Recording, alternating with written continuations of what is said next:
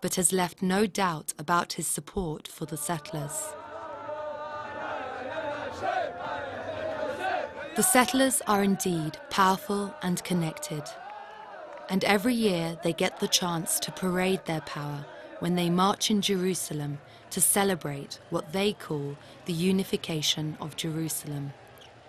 This year, they are celebrating their 40th anniversary. Ironically, this is the day when Jerusalem looks as divided as ever. A massive police presence floods the city so that the settlers can march in and around the old city.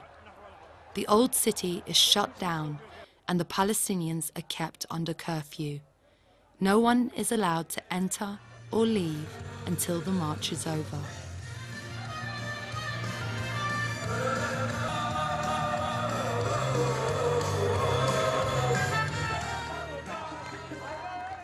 There are glass walls between the two communities. We do not have the same education system, we don't have the same transportation system, we don't share the same language, we don't work at the same places. The two communities have separate city centers, business centers, services. Almost everything is divided.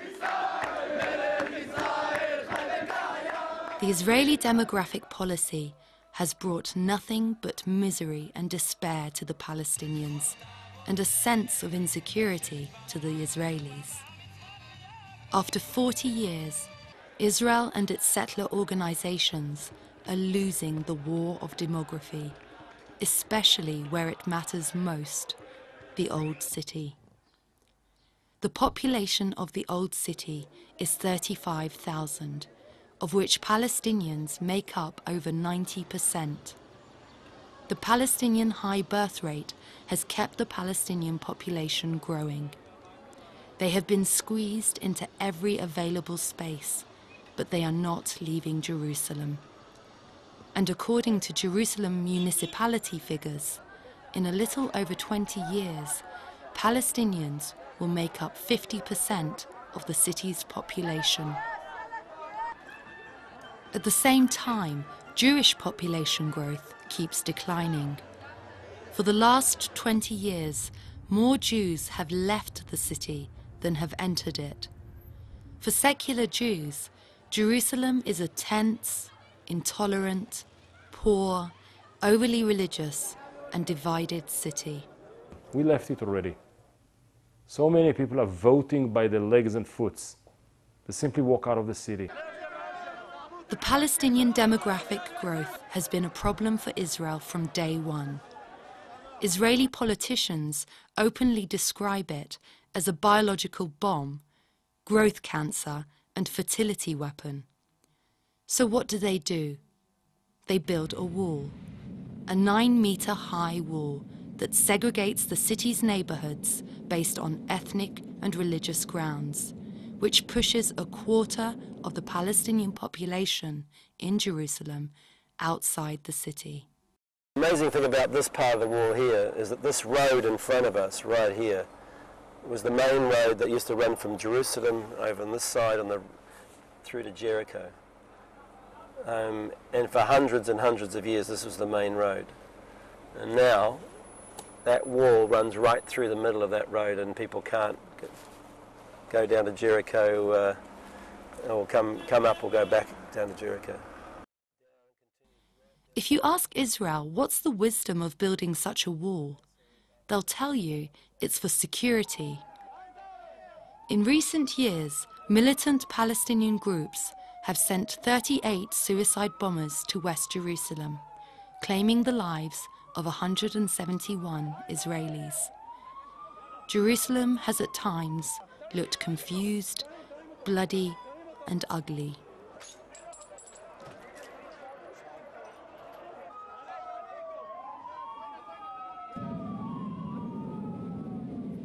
Watching the path of the wall leaves you with great doubt about any security logic.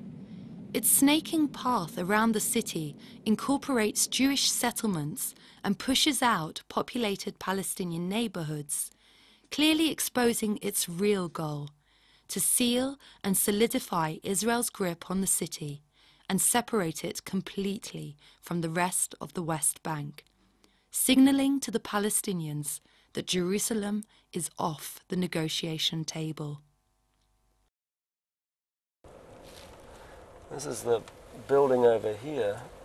It was meant to be the Palestinian Parliament building, and it had a view over Jerusalem, and now the wall runs right in front of it. It never got finished. It's kind of a symbol of a state that's almost got stuck or got arrested. It was never allowed to develop. عندما عرضت على الرئيس بوش الخرائط الخاصة بهذا الجدار استشاط غضبا وألقى بالأوراق والخرائط التي أعطيتها إليه إلى نائبه تشيني وقال له لم يعد هناك دولة فلسطينية مستقلة كما أدعو أنا. I think the wall is a problem, and I've discussed this with Ariel Sharon. It is very difficult to develop confidence between the Palestinians and the Israel with a wall snaking through the West Bank. The wall is a way to turn their back to the Palestinians. The whole thing, the concept of the war, is an attempt to convert the Israeli-Palestinian conflict into a border dispute. One manifestation is Gaza, the other one is the war. Turn their back, couldn't care less what happened in the other side, which is a change, revolutionary change in the perception of the Palestinians by the Israelis. Don't underestimate that. Because before they just discarded the whole thing. Palestinians are not important. They are manageable. Now they know they are not manageable. So they created a border, a fence, and throwing the Palestinians to the other side of the fence. The Israeli conquest of East Jerusalem and the policies that followed to change the status of the city has been condemned by almost everyone in the world. Not a single country recognizes the Israeli occupation and annexation of East Jerusalem. Not a single country has its embassy in Jerusalem. And countless United Nations resolutions have been issued that condemn Israeli policies and tactics. Not a single one has been respected or implemented. Between Israel's disregard for international law and the reluctance of the international community to intervene in a meaningful way, the Holy Land continues to boil and bleed. The passion for the soil and stones of Jerusalem has captured its peoples and thrown them into a spin of violence, discrimination, oppression, and occupation.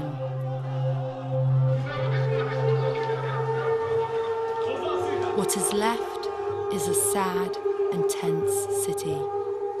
A city that is united in name, but divided in the hearts and minds of its peoples.